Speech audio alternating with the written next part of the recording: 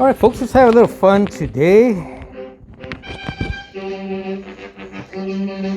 January 8th. Run, little rabbit. Hit the road, little rabbit. 2024. 2025, I'm sorry. Bang, bang, bang, bang, bang. Find a log, little rabbit. Got my dog, little rabbit. Anyways, let's have some fun this Wednesday, January 8th, 2025, right here in your outpost on the West Coast in sunny Southern California.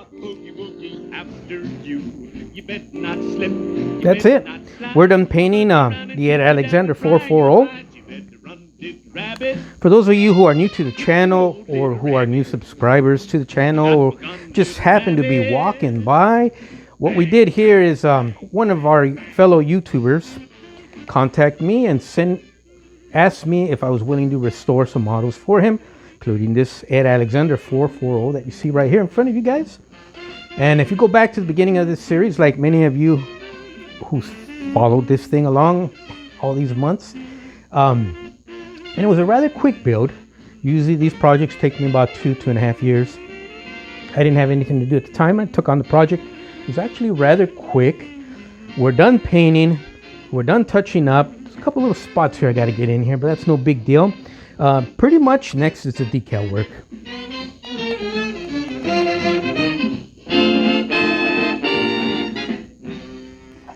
Let's hit all the lights. You may dodge and Susie Q, but I'll boogie after you. You better not slip and you better not slide. So anyways, real quick before we get started, I want to say hi to the following new YouTube subscribers. YouTube, for whatever reason, stopped notifying me when I had new subscribers. And actually, they restarted notifying me here recently. Let's pick another song before we get into some copyright issues here.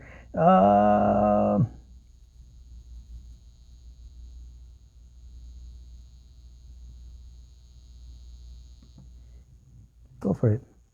Well, go for it. We gotta play the commercials. More than just beautiful dance. It's a touch. Okay. I want to say hi to the following new subscribers. I want to say hi to, the internet is supposedly forever. So I'm going to mention you new subscribers here on my channel, on the Florentino Rebuilding Company YouTube channel. That means your guys' names is going to last forever now also. I want to say hi to eFitter, eFitter 7, NG Railfan, NJ Railfan, Ron's Trains and More, and Rich Anderson. Once again, I want to say hi to eFitter 7, NJ Railfan, Ron's Trains and More, and of course, Rich Anderson. Thank you for subscribing. Hope you guys like what you see on the screen right here in front of you. We're going, as I film this, as I talk, you guys are watching the news. Let's stop the music for a second. Literally, there are people fighting for their properties, evacuating. I think the death toll is now up to 5. But Southern California is probably having the worst fires. This literally is not a brush fire. They're firestorms. They're brutal. They're scary. The winds are up to 90 to 100 miles per hour, and they will not stop. What that means, if you guys aren't familiar with the way brush fires work out here anyways is you can put 1,000,000 firefighters on the fire with fire hoses. Because that wind is blowing at 100 miles per hour, you won't do a thing to it. So those winds have to come down, calm down. Humidity has to go up a little bit so the firefighters can get a handle or put a circle around this fire. Until then, the fire would just burn. It's like volcano, lava flow. It's going to go where it's going to go. Nothing you can do about it. And it's going to burn up everything in its path. That's what a firestorm is. And we're having the major one you're watching on the news, but it's like one or two are combining to one big one, and there's a few others. It's actually pretty bad right now. And let's keep everyone in our prayers. People who are losing their homes, people who are losing everything, people who have lost loved ones. And, you know, that's what a firestorm is as opposed to a brush fire. Let me put it to you guys this way, especially guys maybe back east who don't deal with brush fires that much, or these type of brush fires. You picture a volcano, right? You know, cartoon, you could draw a cartoon volcano, you know, big triangle mountain, and the top of it explodes. So you draw this big plume or mushroom type cloud of smoke rising straight up into the air, right? That's a brush fire. You get your crews, your fire crews, you start to encircle the top of the volcano. You start to close in and slowly you put out the fire over time. A firestorm is different. A firestorm is, picture that same volcano. It explodes. Instead of the plume flying straight up into the air, it drops down at a 45-degree angle, like the horizon.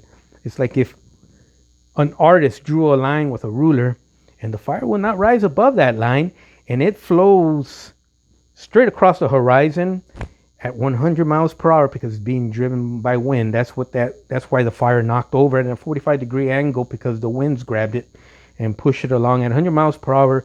Everything and anything in its path is going to burn and be destroyed. Nothing you can do about it till those winds calm down. And it's ginormous. It's beyond ginormous. It's huge, the scope of it. And in my lifetime here, my adult lifetime, I've seen about 5 of them. 2 of them or 3 of them out here in Orange County, real too close to home. I'm out here in Orange County. One about during the COVID lockdowns, we had one here. And that's what happens. So very, very scary. Can happen. It can happen in your downtown area. It can happen in downtown LA or downtown New York City. And there's nothing you can do about it. And everything's going to burn. Empire State Building, Yankee Stadium, you know, that type of thing. So that's the difference between a brush fire or runaway fire and a firestorm during wind, being driven by winds of 100 miles per hour. Scary, scary stuff. And there's nothing you can do about it. Anyways, let's get back to the train. That's what's going on right now as we speak, as I film this. And I wanted to bring it up. Just keep those folks in our prayers while we enjoy our hobby here. And people are saying, why are you bringing that up? You talk too much. I'm bringing it up because I live here. This is happening right up the road. You know, that's why I bring it up, because it is affecting me. It's affecting all of us. We're just watching, hoping that never happens, or hoping that storm doesn't get so out of control that nothing can be done. It's just burning up everything. So yeah, that's why I bring it up. Anyways, let's see if we can bring some cheer to our hobby here. So, last time we talked about, this is going to be a quick run around as far as the paint job is concerned. And I want to talk about this book that was given to me as a gift by John Lyon, the owner of the 440 locomotive. Really, really neat book. I think I've seen it around maybe once or twice, never stopped to actually look at it. And it's actually a wonderful book. Last time we talked about what I call reverse masking. So I masked off the black. We hit the top of that roof.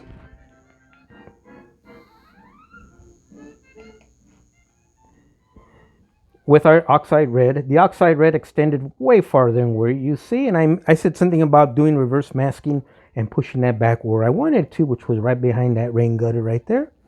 And how I did that is, once my model was painted, I know I talk a lot, but when I first started shooting these videos, I made it very clear I'm going to talk a lot, play a lot of music, bring up a lot of names from the past, because this is the way Florentino Rebuilding Company models or modeled once upon a time when he roamed the earth. We all got to go sometime. We're all going to have to leave, including myself. These videos are going to be left for forever on YouTube. Anyone can use them for whatever they desire. No big deal for me. So what we're going to do, instead of masking where we want the red to end, this is a technique where I'm going to be talking a lot, because this is my technique and I'm pretty damn proud of it. I've been using it all my adult life, and I use it with outstanding results. And let's stop the music there. And this is no exception. I'm really proud how this came out. The lines are sharp and crisp. We get a business card. We put it right where we want it to go. We're not going to do any masking, and we're using the airbrush, the air pressure, the sharp end of the cardstock of the business card, and just experience my lifetime experience. I'm able to shoot that line. I just hit it with black, take it out, and it's done. These paints, modern paints, dry so quick. I went ahead already clear coated. I did it to both sides, and she came out absolutely beautiful.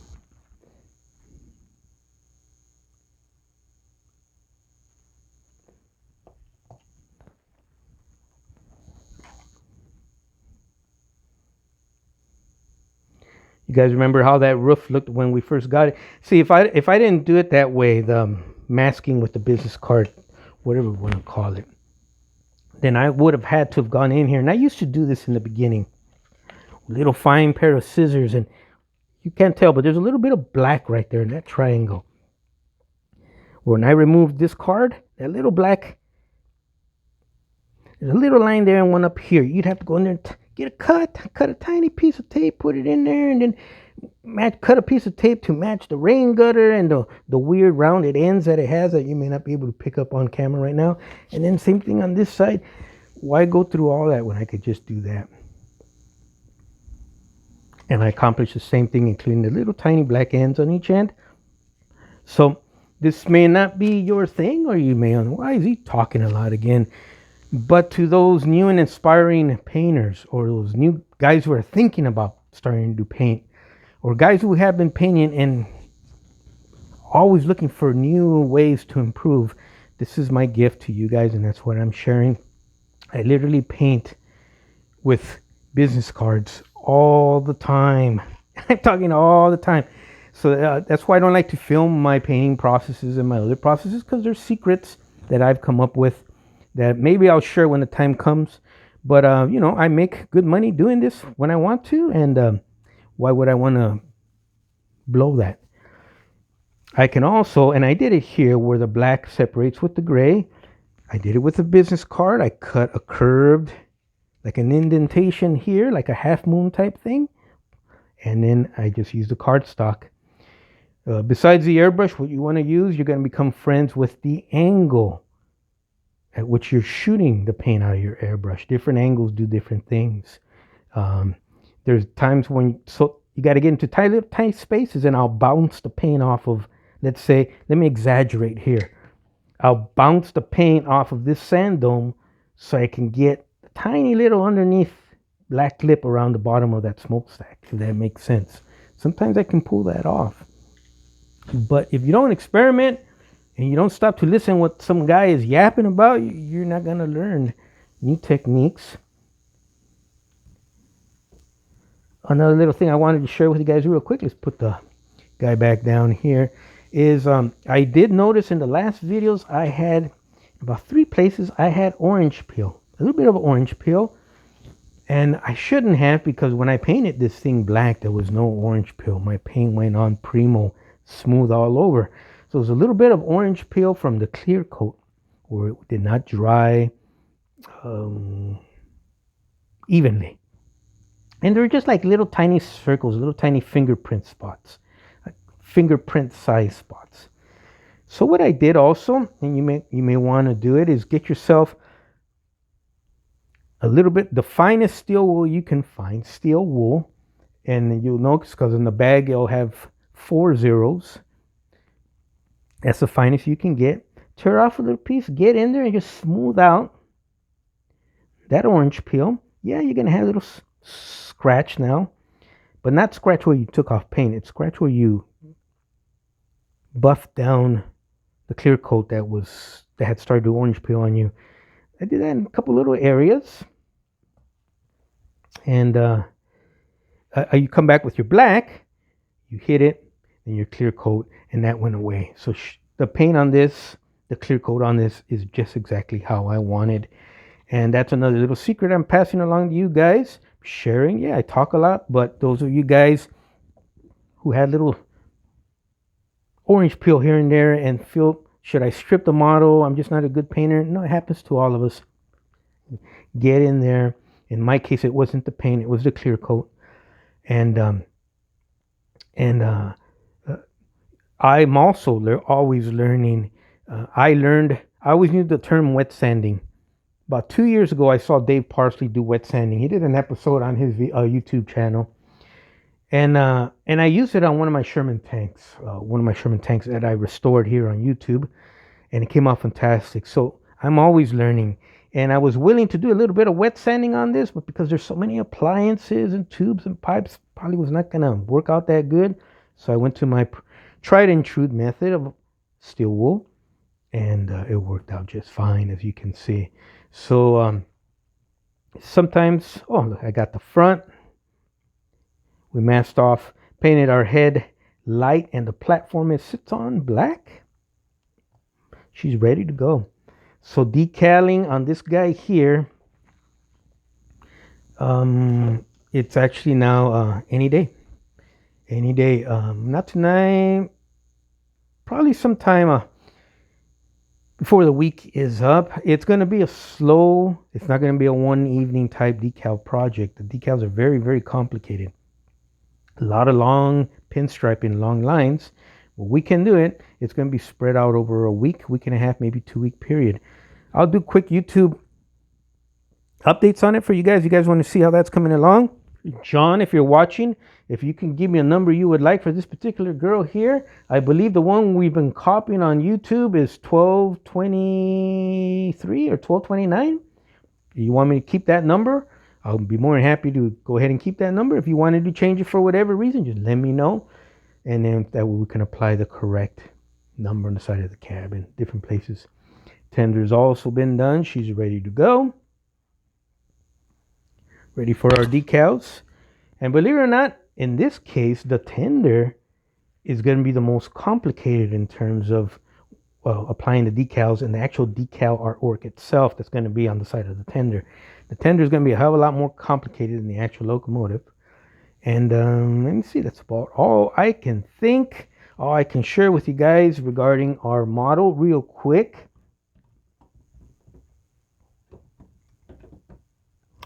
Let's, I like doing this. Let's do this real quick.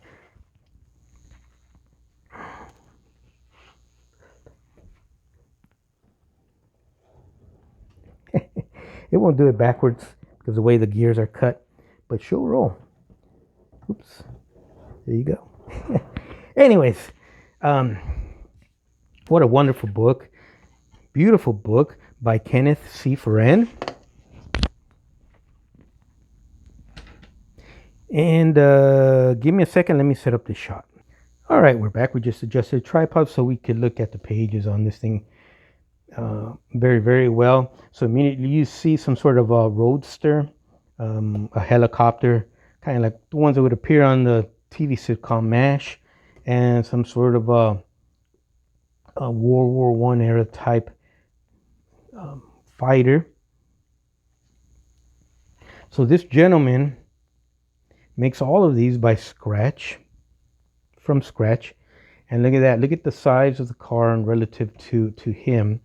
It gives you an idea, just real quick.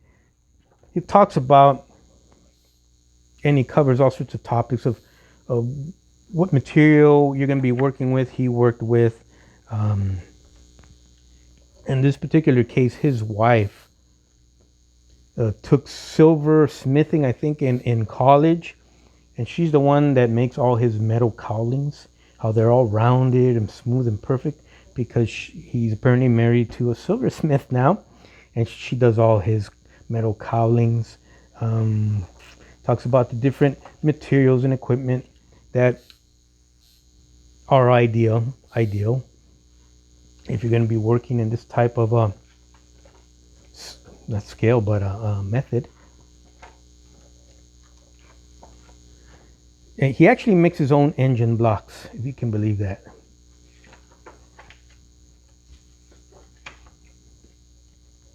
So there's his patterns, or not his patterns. There's his product after he's cut and drilled them out and stuff.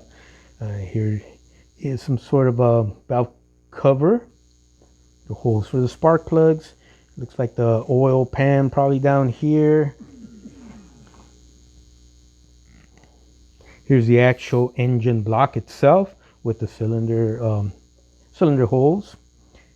All the passageways for your valve gear and all that good stuff. Here's everything assembled. And you know what's fantastic about this is look at the size. Here's a standard Lincoln Penny. And look at the size of that engine block. It blows my mind what the guy does here. Look at that. Look at the finished product.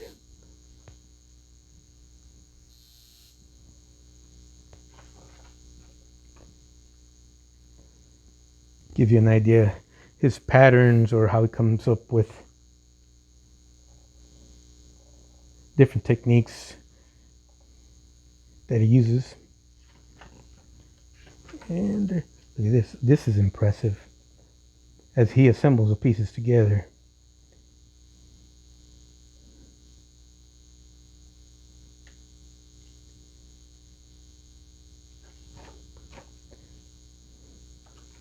Ooh, look at that. It's starting to take better shape. Once again, there's a penny for your reference.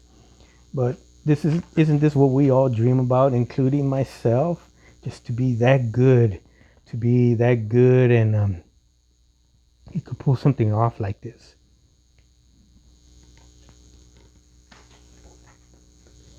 And there's the engine as it's coming along.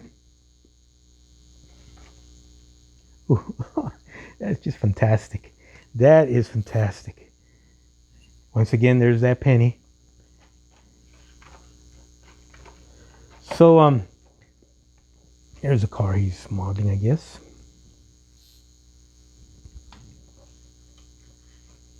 Just wanted to share this with you. This wonderful book. Oh my God, look at that. Keep in mind, all this is scratch built by him. Look at, oh, that is fantastic. Now let's check it out. Assembled. Your crankshaft, your pistons, and assembled in the engine block. Isn't that crazy? Alrighty, let's see, real quick. This is a fuel tank on the back of that helicopter. There's a motor for this radial motor. Here's one of the piston heads on the radial motor. There's that radial motor engine, radial motor. Check this out. Nice wooden spoke tire for his Roadster. Check this out. Made his own wooden spokes.